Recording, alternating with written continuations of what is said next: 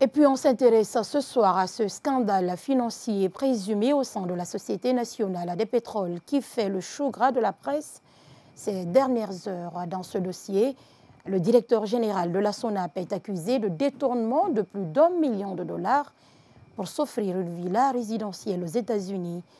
Une nouvelle qui ne laisse pas indifférents certains acteurs de la société civile, des acteurs dont la plupart s'indignent quant à la gestion du CNRD.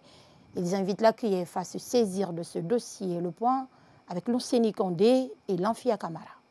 Depuis quelques jours, la Société nationale des pétroles fait objet d'un scandale de corruption. Selon nombreuses sources, le directeur général de la SONAP, Amadou Doumbouya, serait associé à une malversation financière de plusieurs millions de dollars pour s'offrir d'une luxueuse villa résidentielle au Texas, aux États-Unis. Chez certains acteurs de la société civile, c'est l'indignation depuis la révélation de cette affaire. Des acteurs qui estiment que la CRIEF devrait se saisir de ce dossier le plus tôt que possible.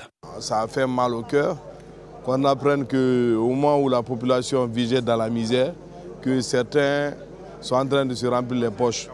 Mais toutefois, moi je suis de nature à croire à ce que tout le monde est innocent jusqu'à ce que les véracités soient vraiment vérifiées. C'est une enquête qui l'a prouvé.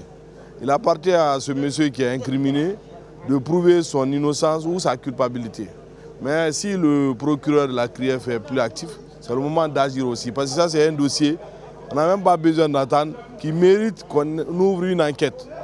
Et cette enquête permettra de blanchir le monsieur de tout ce qu'on lui reproche ou de l'incriminer. En tant que structure en charge de lutte contre la corruption, les détournements de fonds, la CRIEF doit s'autosaisir de ces dossiers, mener une enquête sérieuse afin d'éclairer la lanterne de la population guinéenne. Parce que le président de la transition, le colonel Mamadi Doumbouya, il a dit que la CRIEF, ce n'est pas que pour des anciens dignitaires. L'enquête menée par le journaliste français Thomas Dietrich révèle la corruption entretenue par le directeur général de la SONAP.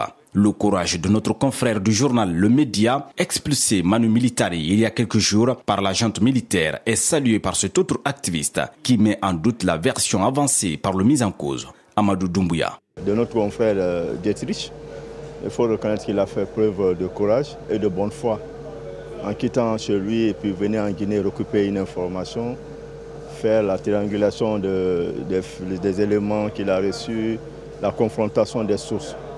Je salue cette démarche professionnelle. Chacun de nous, quand il est mis en cause dans un tel dossier, il ne peut que se défendre.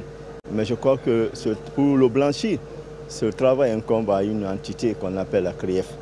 Le jour que la CRIEF va déposer un rapport, ou bien que la CRIEF va dresser un non-lieu le concernant, je crois que c'est ce jour-là que les Guinéens vont asseoir leur conviction autour de sa non-culpabilité. Mais à ce stade-là, ce qui a emparé à l'opinion, c'est qu'il est coupable et que le peuple de Guinée a été trahi et que l'image de CNRD à travers son président, cette image est aujourd'hui entamée, largement entamée. L'enquête du journaliste français Thomas Dietrich révèle également un deal avec la société Sahara Energy Resources, un autre parfum de corruption de trop qui vient allonger la liste des cas de corruption révélés sous la junte au pouvoir dirigée par le colonel Mamadi Doumbouya qui a promis de faire de la lutte contre la corruption son cheval de bataille.